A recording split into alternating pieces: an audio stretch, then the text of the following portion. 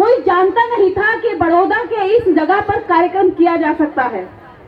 मैं उन लोगों को, उस समिति को, उन सदस्यों को जिन्होंने इस डेट को, केवल ये डेट किताबों में दर्ज थी और साहित्य हम और आप जानते कि कितने लोगों के घरों में होता है और होता नहीं है, कहीं गिने चुने लोगों के हाथ में होता है। तो ये जो डेट थी ये दबी हुई थी और जमीन में दबी हुई डेट, ये ऐतिहासिक डेट निकाल कर लाने वाली समस्त भूमि जो संकल्प भूमि ट्रस्ट है उसके सदस्यों और जो भी लोग इसमें मेहनत किए उन सभी को मैं दिल से आभार व्यक्त करती हूँ और धन्यवाद ज्ञापित करती हूँ कि उन्होंने ये काम किया, ये मंच लगाया और देश के अलग अलग कोनों में और दुनिया के कोनों में जाकर के ये बात यहाँ मंच से पहुंची कि ऐसी जगह पर बाबा साहेब कितने दुखी होकर बैठे थे। तो मैं बाबा साहेब के बच्चों से एक बात कहना चाहती हूँ, अगर वास्तव में बाबा साहेब के बच्चे हो तो अपने बाप की बात मानो, अपने बाप की बात मानो, तभी आपको अपने बाप की जमीन, जायदाद, दौलत, धन, राजनीति, शिक्षा, संपत्ति में हिस्सा मिलेगा। जब दूसरों के बाप की बात मानोगे तो लात मार के भगा दिए जाओगे। वही भगाया हुआ समाज ये दर दर ठोकर खा रहा है। क्यों? क्योंकि आप तो कहीं मनाएंगे कोई त्योहार, कहीं मनाएंगे कोई त्योहार, और वहां पंडालों में हमारे लोगों को मार के भगा दिया जाता है। वैसे वो सही करते हैं क्योंकि हमारे जो मुंह से प्यार से कही गई बातें हमारे समाज के कुछ ढीठ लोगों पे बड़ी धीरे से असर करती हैं, लेकिन उनकी जो डंडा पड़ता है, लाठी पड़ती है, लात पड़ती है, बाल पकड़ के मारते हैं तो शायद उन पे कुछ असर पड़ जाए। अच्छा है, मैं उनसे भी यहाँ संदेश देती हूँ कि भैया अगर हमसे ना सुधर रहे तो तुम ही मार मार के सुधार दो, लेकिन सुधरना जरूरी है।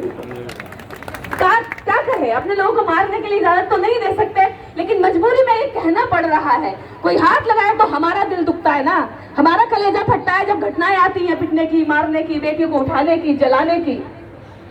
आज भी आजाद भारत के अंदर जब 76 वर्ष पूरे हो चुके हैं, आजादी का अमृत महोत्सव मनाया जा रहा है, लेकिन हमारे लिए अमृत नहीं है कहीं भी, हमारे लिए तो मृत है, मृत्यु है, जहर है, जातिवाद का जहर जो हमें शिक्षित होने के बाद भी हमारा पीछा नहीं छोड़ता, जैसे बाबा साहब का पीछा नहीं छोड़ा था।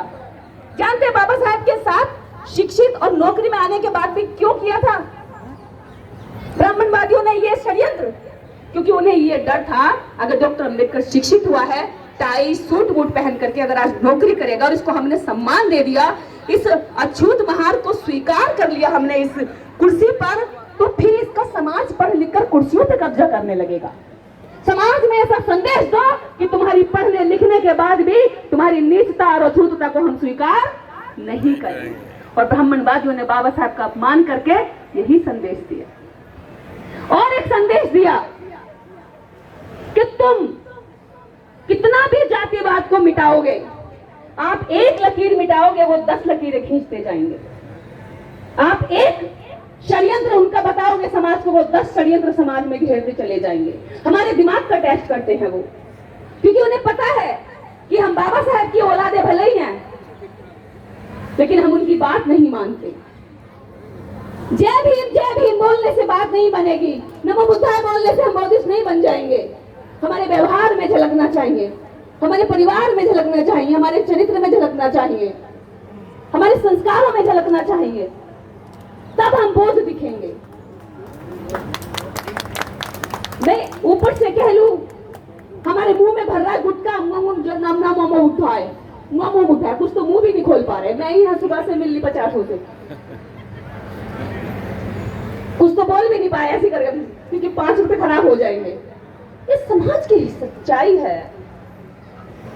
अभी इस समाज पे नशे पे काम होना चाहिए, शीलों पर काम होना चाहिए, 22 प्रतिज्ञाओं पर काम होना चाहिए। आपको 35 करोड़ से कुछ नहीं मिला, लेकिन 22 प्रतिज्ञाएं जीवन में उतार कर देखो, दुनिया का सारा सुख, सारी संपत्ति मिल जाएगी।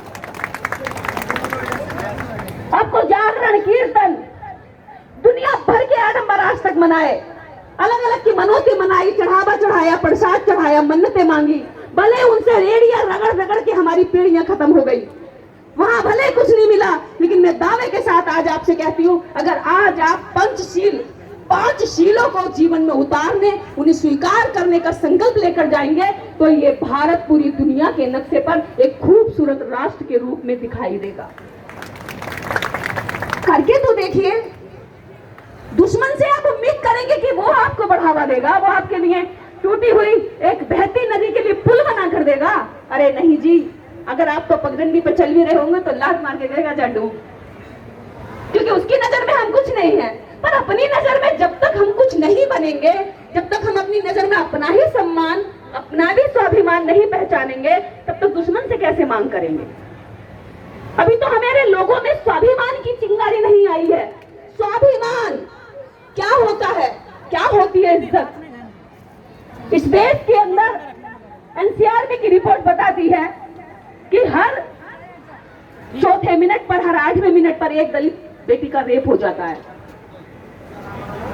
ये आंकड़े हैं जो रजिस्टर्ड होते हैं, और मैं वो नहीं कह रही हूँ जो पंचायतों के जरिए या गांव में दबा दुबा के या घर वाले डरा धमका कर रोक लेते हैं कि अरे क्या है, इज्जत तो लड़की की जाएगी, हमारा समाज तो कमजोर है, कोर्ट कचहरी भी न्याय नहीं देगा।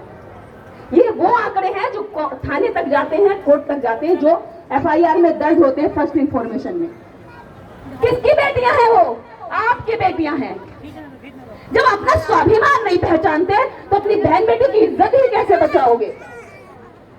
आपके पास किसी भी तरह की सुरक्षा की कोई गारंटी नहीं है।